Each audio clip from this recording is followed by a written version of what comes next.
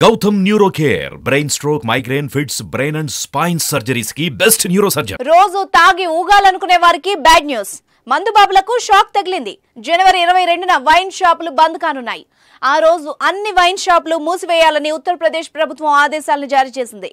జనవరి 22న అయోధ్యలోని రామ మందిరం ప్రారంభోత్సవం సందర్భంగా ఈ కీలక నిర్ణయం తీసుకుంది. ఆ రోజున రాష్ట్రంలోని అన్ని పాఠశాలలు, కళాశాలలకు సీఎం యోగి ఆదిత్యనాథ్ సెలవులు ప్రకటించారు.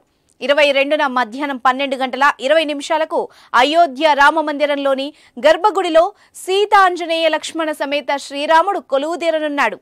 ప్రాణ ప్రతిష్ఠ వేడుకకు సంబంధించిన వైదిక ఆచారాలు జనవరి 16 నుంచి ప్రారంభం కానున్నాయి.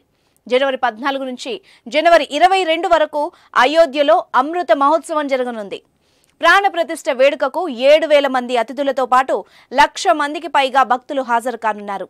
అయోధ్య రామ మందిరం ప్రారంభోత్సవానికి యూపీ సర్కార్ పటిష్ట ఏర్పాట్లు చేస్తోంది. అయోధ్య నగరాన్ని పరిశుభ్రంగా ఉంచాలని యూపీ సీఎం సూచించారు. అయోధ్యలో జనవరి 14 నుంచి అపరిశుభ్రతపై ప్రచారాన్ని నిర్వహించనున్నట్టు తెలిపారు. ఈ నెల 22న అన్ని ప్రభుత్వ భవనాలను అలంకరించడంతో పాటు బాణాసంచా కాల్చి వేడుకలు జరుపుకోవాలని కోరారు.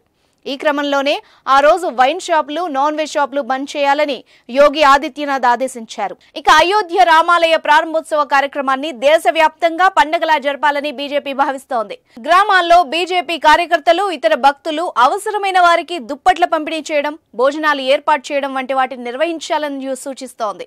ప్రజలు డబ్బు, ఆహారం లేదా పళ్లను కూడా విరాళంగా ఇవ్వొచ్చని తెలిపింది. రామాలయ ప్రారంభోత్సవ కార్యక్రమాన్ని దేశవ్యాప్తంగా ప్రత్యక్ష ప్రసారం చేసేందుకు కూడా ఏర్పాట్లు జరుగుతున్నాయి.